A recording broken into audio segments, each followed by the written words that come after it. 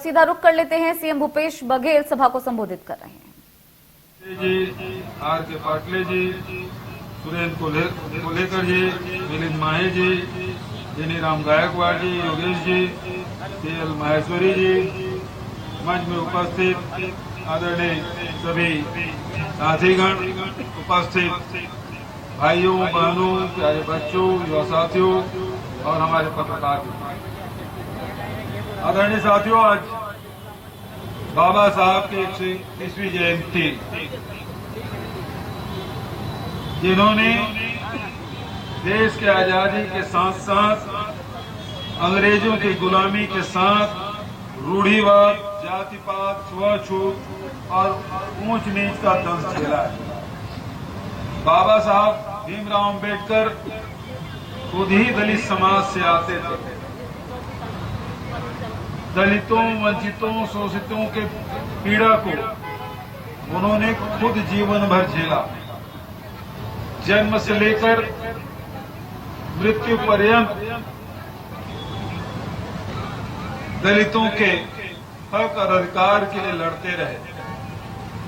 बाल्यकाल के बारे में आप सब जानते हैं, स्कूल में उनके साथ कैसा व्यवहार होता था। जब आगे बढ़े तब उन्हें कितनी आर्थिक परेशानी आई, सामाजिक दंश को झेला, फिर भी उन्होंने अपने ध्येय को नहीं छोड़ा। उच्च शिक्षा प्राप्त की और समाज की सेवा में, उत्थान में जुट गए। आदरणीय साथियों, उन्होंने नारा दिया,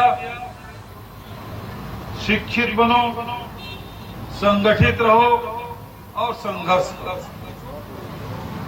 जब तक के आप शिक्षित नहीं होंगे तब तक के आपको अपने अधिकार और कर्तव्यों का भान नहीं हो सकता।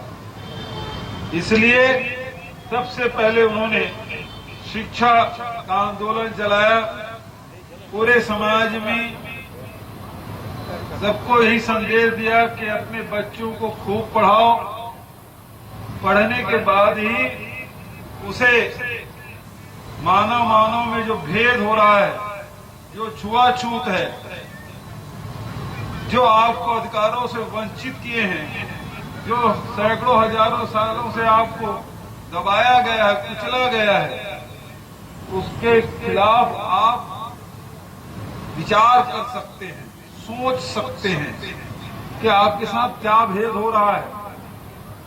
और जब ये विचार आपके मन में आएगा तब आप संघर्ष के लिए आगे आएंगे। संघर्ष तब होगा जब आप संगठित होंगे। तो संगठन के बिना ये काम नहीं चल सकता। इसलिए बाबा जी ने कहा, शिक्षित बनो, संगठित रहो और संघर्ष करो। ये 3 सूत्र उन्होंने दिए और आज भी वो बेहद जरूरी है जो बाबा साहब ने उस समय कही थी, आज भी समाज के लिए जरूरी है। बाबा साहब अम्बेडकर को हम जानते हैं कि हमें भारत का संविधान दिया, संविधान सभा के अध्यक्ष रहे, उनके नेतृत्व में ये संविधान बना और वो संविधान हमको राजनीतिक, सामाजिक, आर्थिक समानता का अधिकार देता है। वंचितों को, हर व्यक्ति को, चाहे वो अमीर हो चाहे गरीब हो, शिक्षित हो अशिक्षित हो, महिला हो पुरुष हो, सबको ये संविधान अधिकार देता है। समानता का अधिकार, समानता का अवसर आपको प्रदान करता है। उस संविधान के तहत ही हमें आरक्षण का भी लाभ मिला।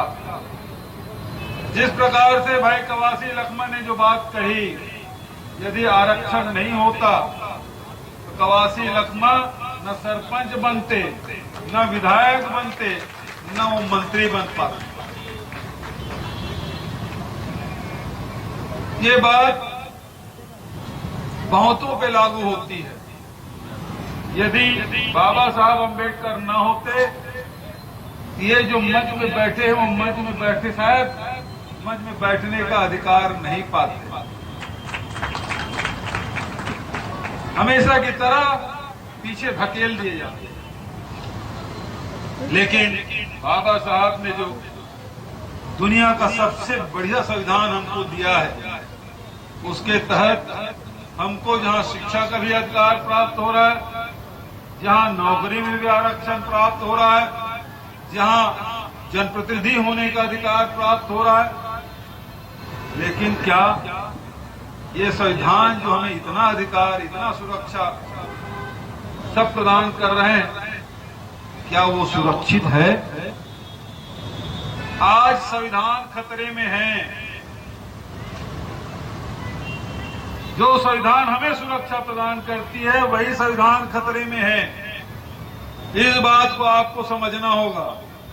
संविधान को तोड़ मड़ोड़ के पेश करने की बात हो रही है।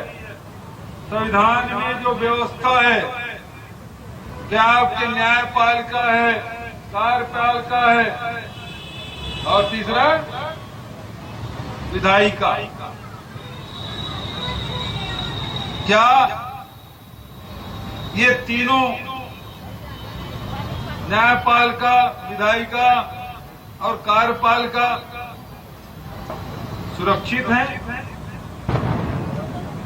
क्या वो अधिकार संपन्न है? क्या वो स्वतंत्र होकर कार्य कर पा रहे हैं? इसको आपको नीर-चीर विवेचना करना होगा। देखना होगा कि कौन सी शक्ति है जो इनको प्रभावित कर रही है। देश की आजादी के बाद कितने ऐसे संगठन बने और उसके माध्यम से कितने संस्थाएं बनी जो आपके अधिकारों की रक्षा करती है। क्या वो कमजोर नहीं किए जा रहे हैं? धीरे धीरे सबको कमजोर किया जा रहा है। जितने भी संस्थाएं बनी हैं, सबके अधिकार छीने जा रहे हैं। कितने ऐसे पद हैं जो अभी भी रिक्त पड़े हैं भारत सरकार में, भारत सरकार के द्वारा नियुक्त नहीं किया जा रहा है। दूसरी बात, जो सबसे, चाहे वो अनुसूचित जाति हो, चाहे जनजाति हो, चाहे पिछड़े वर्ग के लोग हों, जो आरक्षण का लाभ मिलता था, जिससे हमें नौकरी का लाभ मिलता था और हमारे जीवन में परिवर्तन का कारण बना है, आज क्या आरक्षण का लाभ तब मिलेगा जब नौकरियां रहेगी। नौकरी कहां से मिलना है? सरकार से। नौकरी कहां से मिलना है? सार्वजनिक उपक्रम से। तो जो जितने भी सार्वजनिक उपक्रम हैं, क्या अब बेचे नहीं जा रहे हैं? यदि बेचे जा रहे हैं, निजी हाथों में जाएगा, तो निजी हाथों में जाने के बाद क्या आरक्षण का लाभ आपको मिल सकता है? नहीं मिल सकता। तो आप मौन क्यों हैं? आप चुप क्यों हैं? उसका विरोध क्यों नहीं कर रहे हैं? आज चाहे बालको हमारे छत्तीसगढ़ में विद्या भिलाई स्टील प्लांट लाइन में है, नगर नार, वो भी कतार में खड़ी हुई है। जितने भी स्टील प्लांट है वो सब बिकने के कगार पे है। जितने भी, और चाहे ONGC हो, इंडियन ऑयल हो, वो बिकने के लाइन में कतार में लगे हुए हैं। एयर इंडिया बिक गया, एयरपोर्ट बिक रहे हैं, रेलवे स्टेशन बिक रहा है, रेल लाइन बिक रहा है। आपको नौकरी कहां मिलेगी? तो क्या वो लोग जो इसको बेच रहे हैं,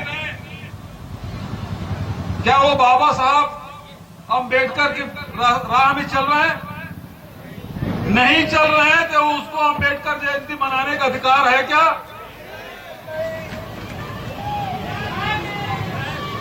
मैं आप लोगों से पूछना चाहता हूं, जो मंच में बैठे हैं, जो करता धरता है, आपकी जिम्मेदारी अधिक है। जो यहाँ पर प्रबुद्ध वर्ग हैं, जो पढ़े लिखे हैं, उसकी जिम्मेदारी अधिक है। जो आपके अधिकार को छीन रहा है, आपको अधिकार से वंचित किया जा रहा है, आपके हक छीना जा रहा है, ऐसे लोगों को भी आप उसके खिलाफ संघर्ष नहीं करेंगे? तो जिंदा है तो जिंदा दिखना भी जरूरी है।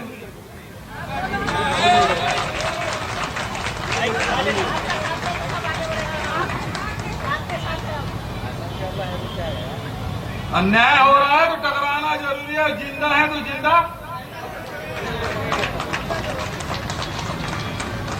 इस बात को आपको समझना होगा कि कौन आपके अधिकार को छीन रहा है। इस लाइन को आप बेहतर समझें। ये केवल एक प्रदेश की बात नहीं, दूसरे प्रदेश की बात नहीं, पूरे देश की बात। आपको किसी और मामले में उलझाया जा रहा है और आप धीरे धीरे आपके पैरों तली जमीन खिसकती जा रही है। और जब तक कि आप जागेंगे नहीं जागरी साहब,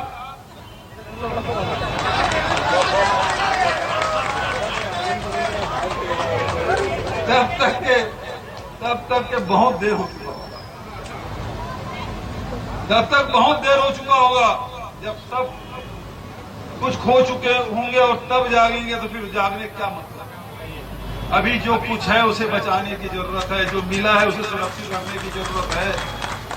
हम बाबा साहब अम्बेडकर की जयंती मनाकर हमारे कार्यों की तीसरी नहीं होगी।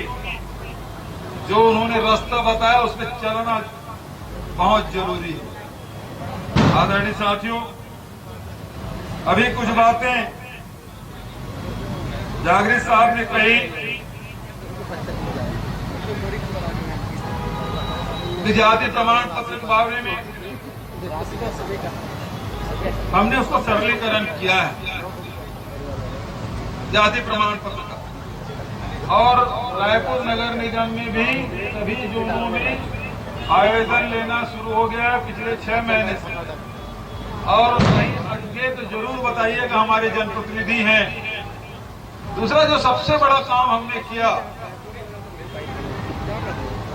यदि माता पिता के पास जाति प्रमाण पत्र है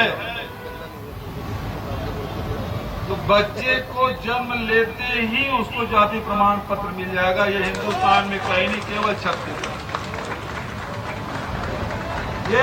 ये आदेश, और मैंने खुद अपने हाथों से बांटा 10 दिन 15 दिन के बच्चों को अपने हाथों से बांटा, उसको जाति प्रमाण पत्र दिया है। तो जिस बच्चे का जिसके पास जाति प्रमाण पत्र है, जिस माता पिता के पास होना चाहिए। माता तो वैसा है कि आदिवासी यदि महिला है उसके पास तो जाति प्रमाण पत्र होगा, लेकिन यदि वो दूसरे जाति की शादी कर ले तो उस बच्चे को जाति प्रमाण पत्र नहीं मिलेगा। तो इसलिए पिता के पास जाति प्रमाण पत्र होना चाहिए, तो तत्काल उसके बच्चे को जाति प्रमाण पत्र मिल जाएगा। और हमने वितरित किया बस्तर में खूब। यहाँ भी आपको आयोजन करना चाहिए इस प्रकार से, नगरीय निकाय क्षेत्रों में भी इस प्रकार का आयोजन।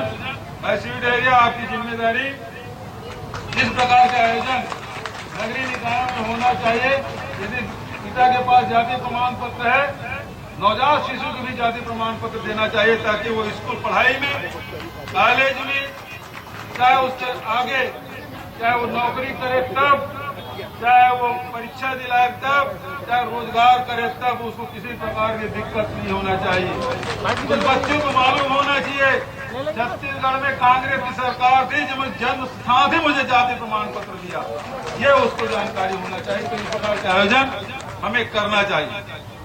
दूसरी बात, शिक्षा के लिए आज बाबा साहब अम्बेडकर की जयंती है, जिन्होंने शिक्षा को सबसे ज्यादा जोर दिया।